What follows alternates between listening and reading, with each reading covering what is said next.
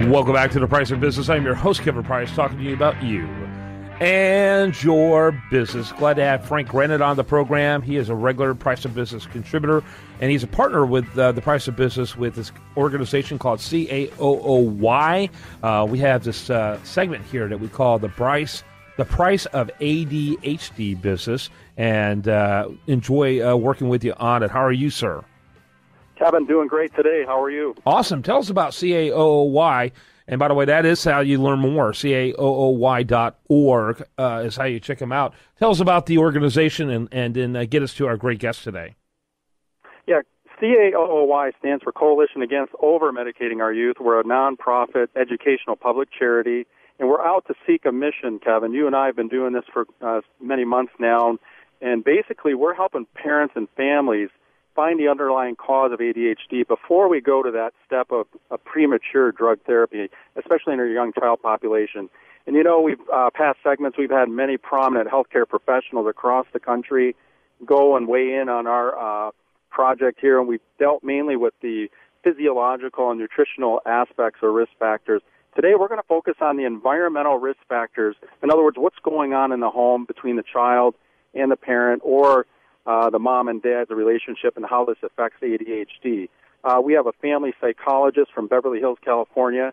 She's a former clinical psychologist at the Department of Psychiatry at Cedars-Sinai in L.A. for over 15 years. And recently, she's the author of The Self-Aware Parent, Resolving Conflict and Building a Better Bond with Your Child.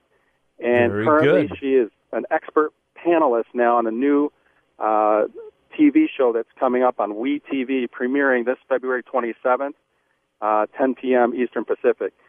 Welcome, Dr. FRan Walfish. Doctor, thanks for being on with us today. My pleasure. Good morning, Frank and Kevin. Dr. Walfish, real quickly, let me get your website. Oh, I got it. Dr. Fran, and that's Dr.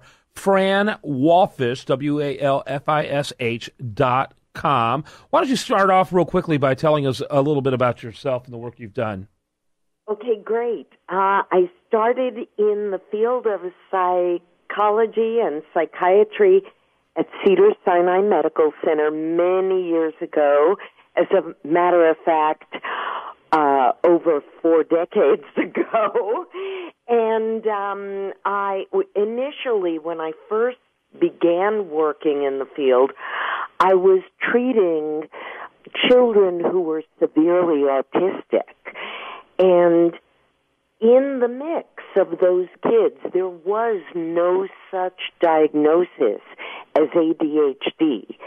They had just come off of diagnosing those children as MBD, something called minimal brain damage. Wow. I hate to even use that term because it's so awful and so wrong and so scary.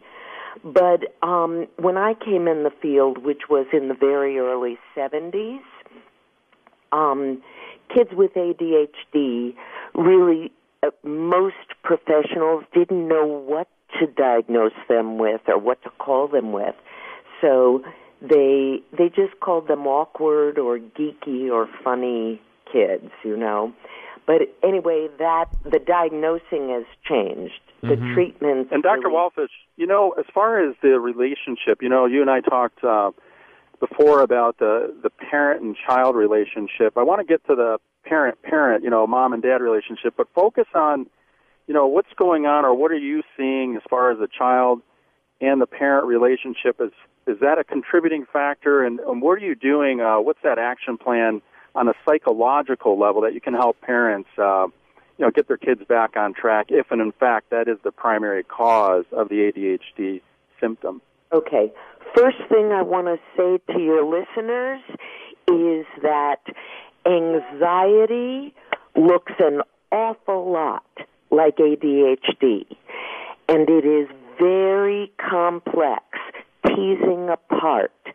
So parents, educators, and professionals really need to be very careful not to be quick to diagnose with labels because, you know, we want to normalize kids as much as possible, and it sounds like your organization does what I believe, which is the last thing we want to do is medicate. So anxiety. Now, whenever we have a child who's not listening and not behaving, it ramps up the anxiety in parents and in the kids. Add to that mix two different parents who come from two different families of origin. And the old saying, opposites attract, is always true. So I see families, if I see a family where the mom and dad agree on discipline and parenting techniques, that's a rarity. Mm-hmm. It's much more common, for a mom and dad to disagree, and that adds more conflict in the family. So the first top tip I'm going to offer your listeners, and it is crucial, is for parents to get on the same page when disciplining their kids. Yeah. You know what they say, only thing worse than no discipline is sloppy discipline. And you've got two parents implementing two different forms and one of them undermining the other one. That just creates just pure chaos. Absolutely true. And I have a secret to tell your listeners. It is a sad commentary, but even in young couples and families, even in their 20s, 30s, and 40s, lovely, young, active couples are living in sexless marriages. And for that reason, I wanted to offer myself up as an expert to give a gift to American families and be an expert panelist on WeTV's new series, Sex Box, because having kids with behavior and emotional problems, whether there's a diagnosis or not, contributes to putting a wedge between couples. Mm-hmm. And the first thing that goes is communication and sex. I'm sorry. What you just said there, and I kind of wanted to reiterate this, because it's like a compounding thing that we're finding, is that we got these metabolic issues that could create an anxiety problem that this poor child is facing, and then we compound it, like you're just saying, where, the sexless relationship between the mom and dad, and believe it or not, I truly believe, kids can pick up on, the relationship of mom and dad if things aren't going well. And like Kevin was saying, the sloppiness of discipline, that needs to be, on point. In other words, a child needs to understand that, not that it has to be rigid, is that correct? But there's got to be some continuity, correct? That's absolutely correct. Rigidity is considered pathology in psychology. Flexibility is important, and that means there has to be healthy, open pathways of communication. Parents want to begin very, very young to talk with their kids and be careful not to inject too much lecturing and telling your kids, but be good listeners, because what you establish in the early years really is the foundation for what's to come in the adolescent years. Yeah. And when your kids are exposed to drugs, alcohol, all kinds of sexual and delinquent, ditching school and other things, you want your kids to come to you and talk about it.